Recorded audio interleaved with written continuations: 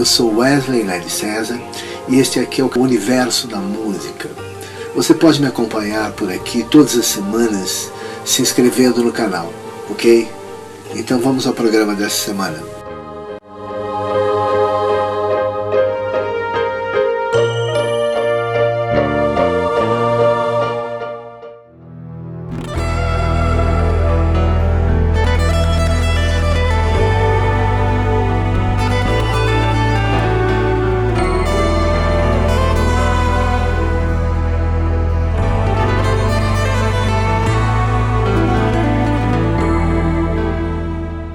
Então, dando continuidade, estamos fazendo uma sinopse sobre a história da música ocidental, lá desde a Grécia Antiga, e vem fazendo esse percurso todo, nos vários períodos da história da música. Nos últimos programas 22 e 23, falamos com a professora de História da Música Ocidental, professora Ana Maria Vieira de Mello, professora da Escola Souza Lima, da Faculdade Conservatório Souza Lima, a qual eu leciono, inclusive, e ela dissertou sobre a maior parte dos compositores, os mais importantes compositores daquele período. Agora eu queria fazer uma abordagem sobre o sistema tonal e suas leis, que tem um percurso aqui na história do Ocidente que vai entre século XVII até século XIX, dá quase 200 anos.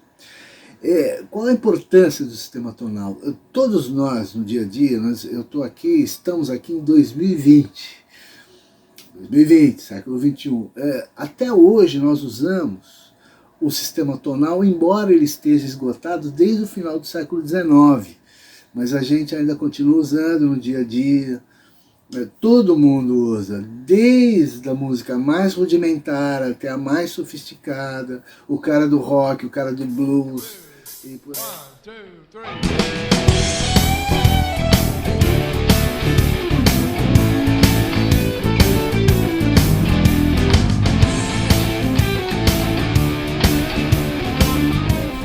E é isso que eu queria explicar um pouco agora sobre como é que funciona o sistema tonal.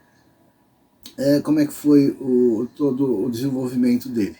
Vamos ver então, eu vou partir de um relógio, sim, de um relógio. Vamos lá então. Ok, nós estamos aqui no relógio, Estamos aqui na frente de um relógio, e muitos devem estar se perguntando, talvez mais de uma pergunta aí em jogo, Em primeiro lugar, o nome Guitar Player aqui. Esse nome Guitar Player é o nome da revista Guitar Player Brasil.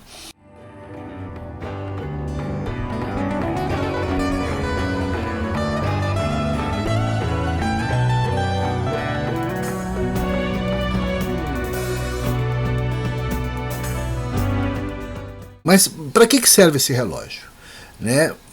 Aquele que é leigo em música, que é um mero ouvinte, fala, mas o que é isso, esse monte de letras aí, Então vamos lá.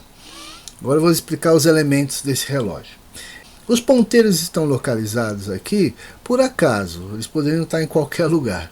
O que eu preciso é que eles fiquem fora dos números das marcas aqui. Então vamos lá.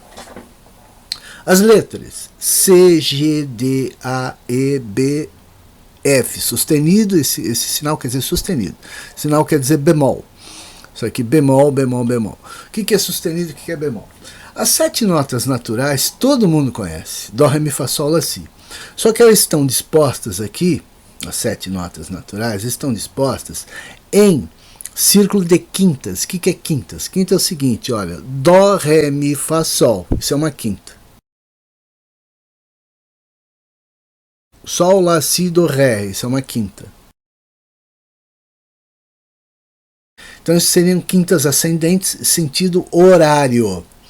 Neste sentido anti-horário, você tem as mesmas quintas no sentido contrário. O que seria isso?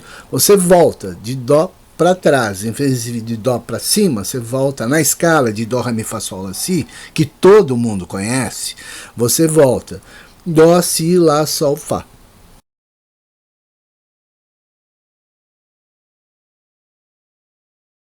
E vai descendo de quintas em quintas. Mas o que é isso aqui? Bom, em primeiro lugar, As letras representam as notas respectivamente. Por exemplo, A igual a Lá, B. As letras do abecedário, de A a G, né?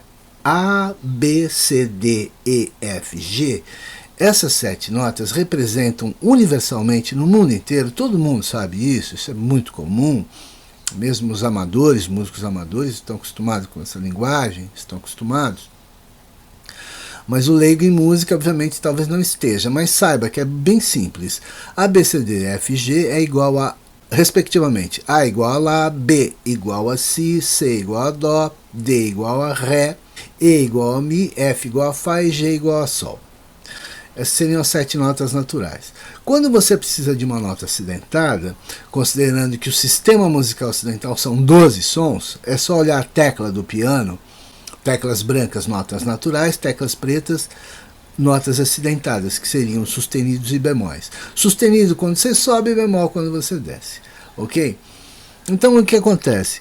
Este relógio representa o círculo das quintas.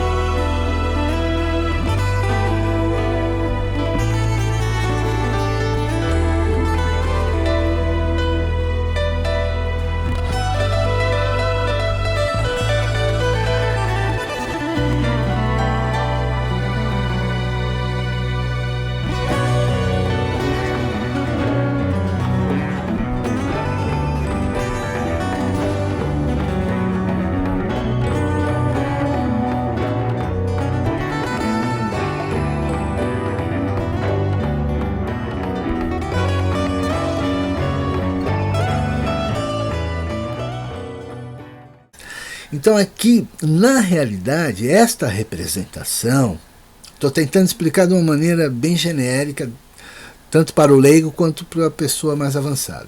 Este círculo aqui representa, cada uma dessas letras, a tonalidade. Mas o que é tonalidade? Então aí nós temos que falar um pouco sobre isso.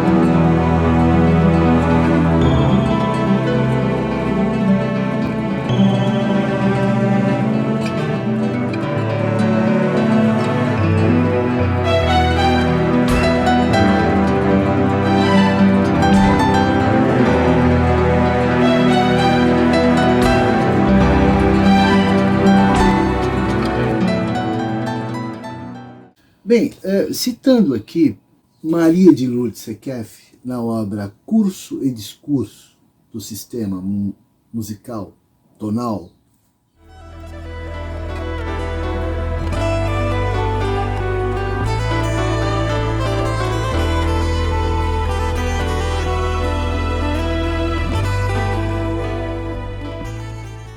lembrando que o sistema musical tonal surgiu entre século XVII, se desenvolveu e foi até final do século XIX.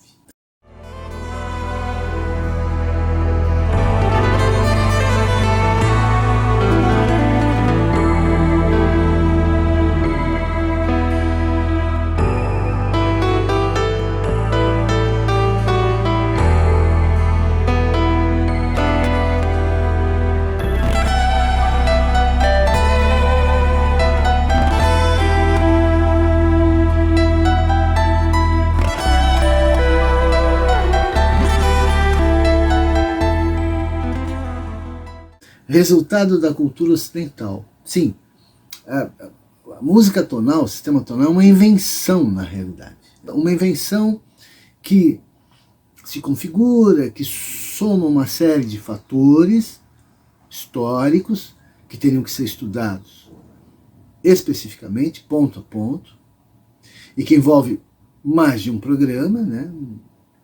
Talvez uma série, porque envolve vários autores, vários tratadistas da música e teoristas, que, em alguma medida, ou numa via de duas mãos, obviamente, influenciaram o processo do fazer musical.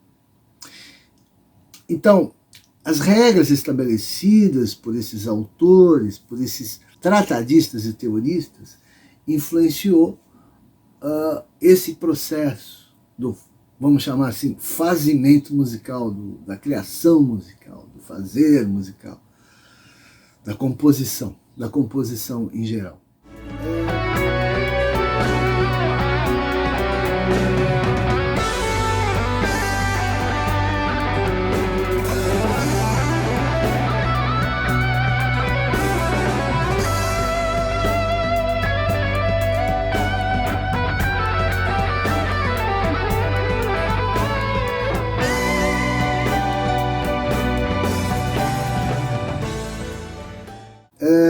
Obviamente que esses homens eram homens letrados. Eu já toquei nesses assuntos em outros programas.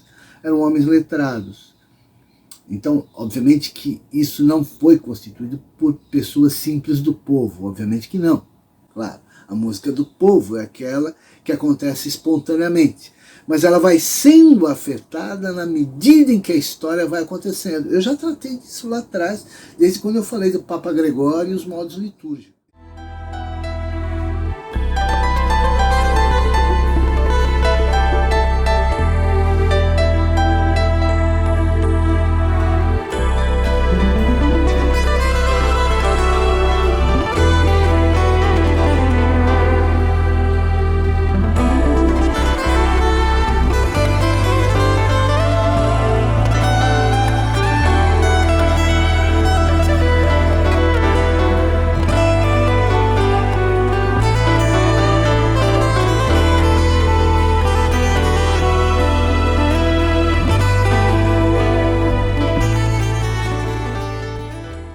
Resultado da cultura ocidental, som, ritmo, melodia, completam-se com a harmonia. Esse movimento lógico de coerência e direcionalidade que fundamenta estruturalmente a produção musical do Ocidente, do século XVII a inícios do século XX, que é o finais do século XIX. Quem fala em harmonia fala, de modo amplo, em relações ou proporção entre as diferentes frequências em jogo num determinado contexto musical. Entretanto, o sentido tomado aqui é específico, é o de harmonia tonal, ou seja, a combinação, sintaxe, de acordes como movimento sintagmático e paradigmático que, provindo da articulação intelectual do homem, resulta na articulação intelectual do próprio sistema. É exatamente isso. Como eu disse, a harmonia, a maneira como ela se desenvolveu como ciência, porque a definição de harmonia é a ciência da concatenação dos acordes, que acompanha uma melodia.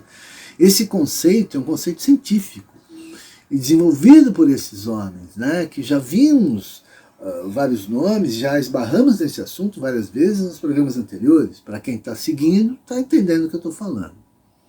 Mas alguns podem estar se perguntando, mas aqueles que são leigos, mas o que é harmonia? Para que serve a harmonia?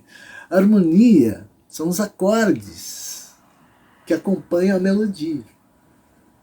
Então, quando você vê um cantor cantando, ele está sendo acompanhado atrás por uma harmonia. Agora, tem um dado curioso. A harmonia, desde que ela se elaborou como tal ao longo do processo histórico, nos últimos séculos, ela fez da melodia sua refém. Então, se a gente tem como a melodia como o principal elemento da música, porque a melodia até então, entendemos no Ocidente, e mesmo até fora do Ocidente, que a melodia é a música por excelência. A melodia é a música. Você identifica uma música pela melodia e não pela harmonia e pelo ritmo. Até porque a harmonia, as sequências de acordes, os encadeamentos harmônicos, eles são padrões e se repetem em várias músicas, né? Aí o que acontece? A melodia tornou-se refém exatamente por causa dos encadeamentos harmônicos e desse jogo, né, dessa trama que faz com que a melodia se mantenha refém da harmonia. Quando a gente chama de cadência harmônica, está falando de encadeamento de acordes que se relacionam entre si, né, e que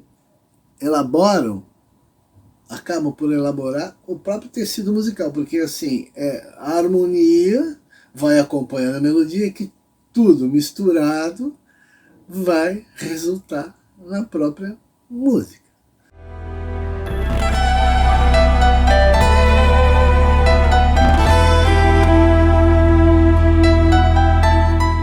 Escala de Dó maior.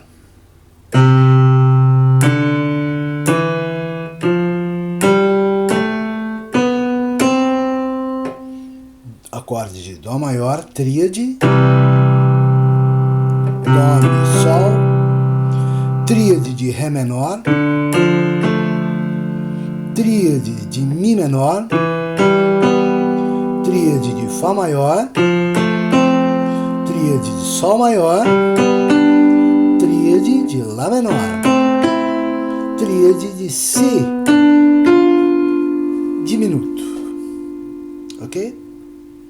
Então essa é a escala de Dó. Esse mesmo modelo se repete em outras tonalidades, respectivamente. Sempre um tom. Daqui pra cá tem um tom, daqui pra cá tem um tom, daqui pra cá tem meio tom. Um tom e meio tom. 2 tons, meio tom, 3 tons, meio tom. É com essa escala que se monta o campo harmônico de 3 em 3. 1, 2, 3. Pula mais 1, 2, 3. Terças. Isso são terças, maiores e menores. É isso, é basicamente isso. É assim que se forma o campo harmônico dentro da escala. No caso, é a escala maior, aqui, de Dó maior. Ok?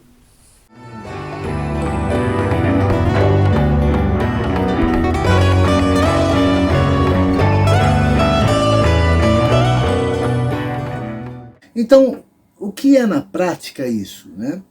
A escala de Dó maior, Dó, Ré, Mi, Fá, Sol, Lá, Si, Dó, Dó, Si, Lá, Sol, Fá, Mi, Ré, Dó.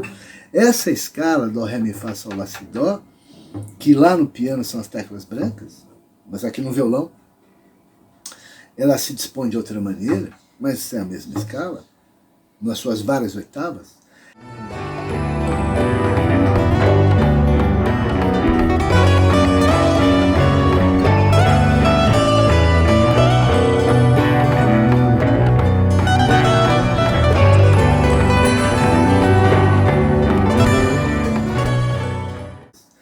Essa escala vai dar origem a uma série de 7 acordes dentro do campo harmônico. E lá no campo harmônico, aqui no relógio, é representado pela letra C. A letra C representa todo o campo harmônico de Dó maior. Lá no campo harmônico de Dó maior, no primeiro grau, que é a nota Dó, você vai empilhar em intervalos de terças. O que é intervalo de terça? Dó, Mi, Sol. Dó, Mi, Sol. Dó, Mi, Sol é uma terça, né? De Dó. Dó, Ré, Mi é uma terça, Mi, Fá, Sol é uma terça. Então a nota Dó mais a nota Mi mais a nota Sol forma um acorde de Dó maior, que está aqui, ó. Dó maior. Se eu for indo de grau em grau, na próxima nota que será Ré, Fá, Lá. Por quê? Porque eu peguei a segunda nota da escala de Dó, que é o Ré, peguei o Fá e o Lá, porque eu pulei de 3 em 3. E aí cheguei no Ré menor. Por que Ré menor? Porque a terça é designada como maior ou menor, é o grau modal. Então o que acontece? Dó maior, Ré menor, Mi menor, Fá maior, Sol maior, Lá menor e o Si, que vai ser meio diminuto, esses acordes serão a construção do campo harmônico de Dó maior, representado no relógio pela letra C. Muito bem, cujo relativo é o Lá menor, que está logo abaixo do C. Relativo que implica na segunda lei tonal. Falaremos da primeira lei tonal, segunda, terceira, quarta e quinta leis tonais, mas eu queria primeiro fazer essa abordagem inicial aqui. Então, o que acontece? Se você tem o acorde de Dó maior, e em seguida você toca o acorde de Fá maior, em seguida de Sol maior, você está tocando a primeira lei tonal, que se concentra lá no relógio nesse Dó, Sol e Fá, que pertencem ao acorde, à tonalidade, ao centro tonal de Dó maior, que é Dó, Fá e Sol. Dó, Fá e Sol. Dó, Fá e Sol tem uma série de músicas em Dó, Fá e Sol, mas é uma série de músicas.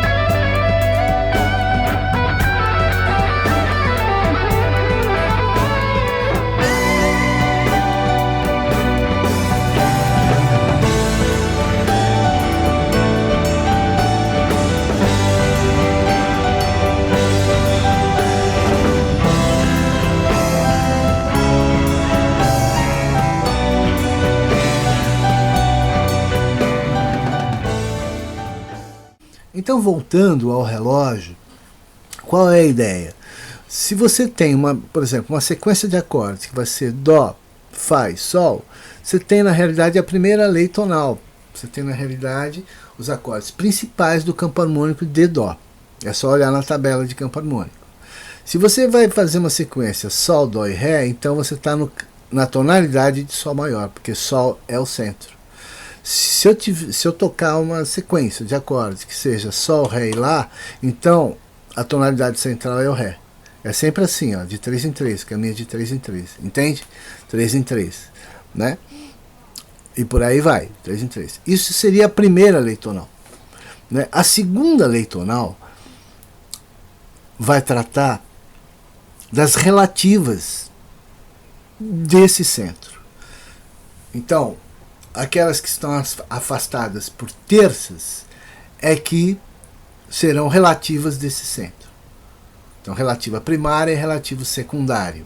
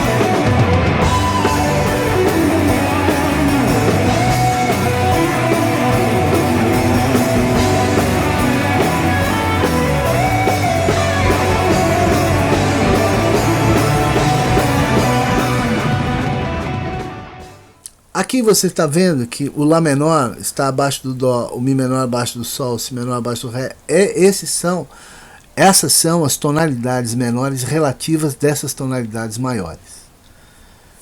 Ok? Mas o que seria interessante entender é que o campo harmônico, a tabela de campo harmônico que estamos vendo aqui, na realidade essa é a tabela, tanto faz eu olhar no relógio como olhar na horizontal, alinhado, na vertical. Essa tabela de campo harmônico, na realidade, é o espaço, o ambiente, o qual temos todo o material que usamos no nosso dia a dia. Faltando ainda aqui as tonalidades menores, os campos harmônicos menores, obviamente. Claro, nos campos harmônicos menores você vai ter as demais situações de cadência, de encadeamento harmônico e os outros acordes que possam surgir.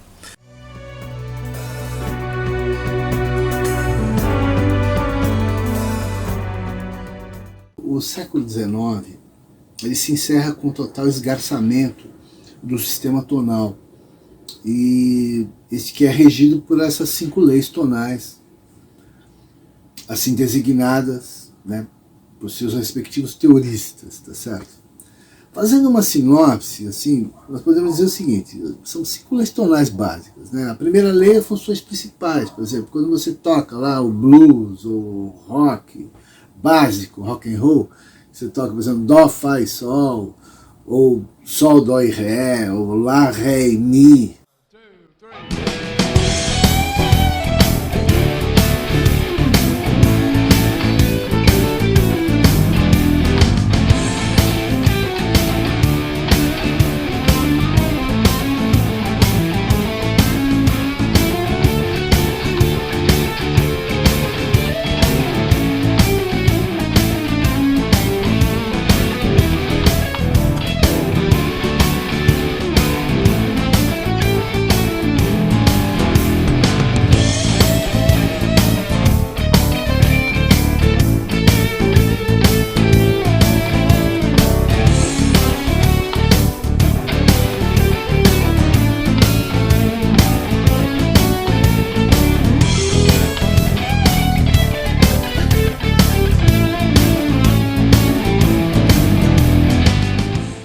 Esses são centros tonais que correspondem à primeira lei tonal, exatamente, que estão na música popular em geral. Mas a primeira lei tonal, ela na realidade aconteceu a partir do século XVII, que ela foi se estabelecendo como tal. Né? Século XVII, que é entre 1600 e 1700, que é o período do Barroco, inclusive, que nós já estudamos para trás. Pincelamos algumas informações sobre o Barroco. A segunda lei tonal, que são funções secundárias, elas vão, na realidade, relacionar essas funções principais a nível de terceiros graus, ou seja, por exemplo, Dó maior, a terça descendente é o Lá menor, lá no campo harmônico, tá certo? E a terça ascendente do Dó maior é o Mi menor. Então será, respectivamente, relativa primária, a descendente, e relativa secundária, a ascendente. Então, Lá menor, Mi menor. São sempre relativos. Então, quando você está tocando ou ouvindo uma música em Dó maior, esses acordes poderão aparecer. Mesmo que você não identifique, se você é leigo, se você não consegue identificar pelo ouvido, obviamente, né? Identificar, olha, aqui é um Dó maior, o cara está tocando lá de ouvido, você identifica, olha, ele foi para Lá menor agora e tal, é o que acontece no dia a dia, simplesmente é isso. A terceira lei tonal fala das dominantes e subdominantes individuais, né? Qualquer dominante pode ser seguida por qualquer outra dominante. A quarta lei tonal é dilatação e tonalidade, e tem uma quinta lei que é modulação.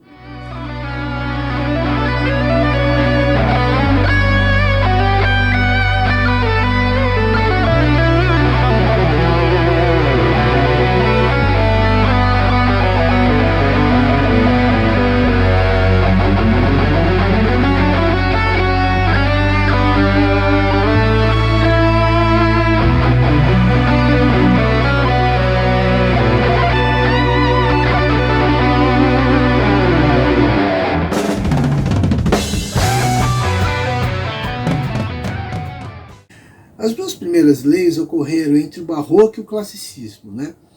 E as demais leis decorreram aí do Classicismo ao Romantismo, decorreram pelo século XIX afora. Aí eu precisaria de uma explicação mais detalhada sobre isso, numa outra oportunidade podemos falar. Mas o que eu queria citar agora aqui é o seguinte, são dois aspectos. Primeiramente, a harmonia funcional de H.J. Kohlreuter. Kohlreuter foi um dos personagens mais importantes nessa história para nós aqui no Brasil, porque Kohlreuter foi quem trouxe a harmonia funcional dentro desse conceito de funções harmônicas, que se estabelece a partir de Jean-Philippe Rameau, 1722, já toquei nesse assunto.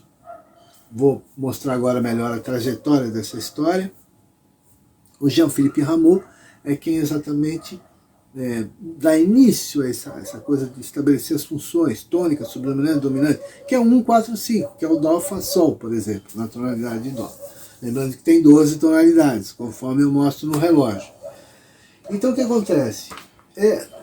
No outro livro, que é a Harmonia Funcional, seguindo a mesma ideia do Kohlreuter, até porque foram alunos dele, Marilena e Zula de Oliveira, no livro Harmonia Funcional, vão dar um breve histórico sobre como aconteceu esse processo. Então, se a gente pensar lá desde o século XIII, que você tem alguns autores que vão pensar na terça, nos intervalos de terça e sexta, com elementos importantes.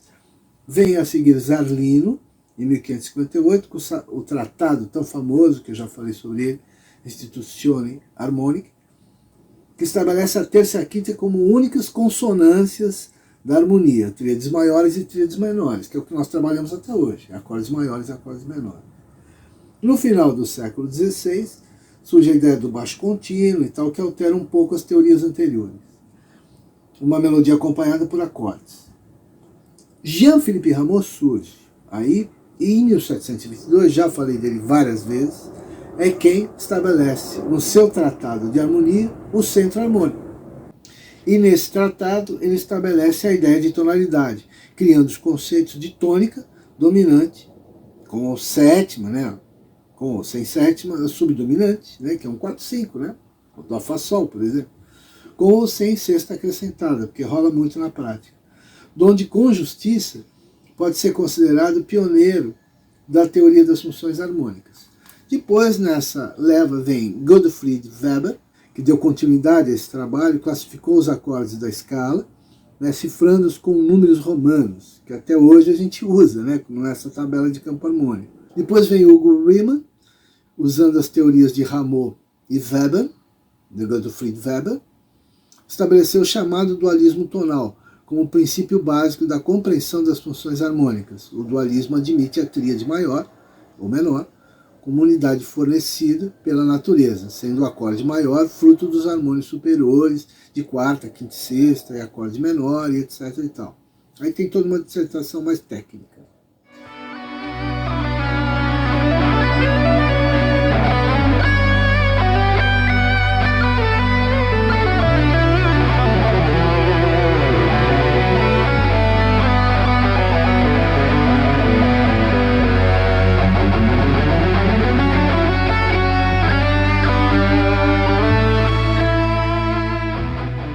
Simon Setcher e Anton Bruckner, que criaram outra concepção para o mesmo fim, né, que é o monismo. Né?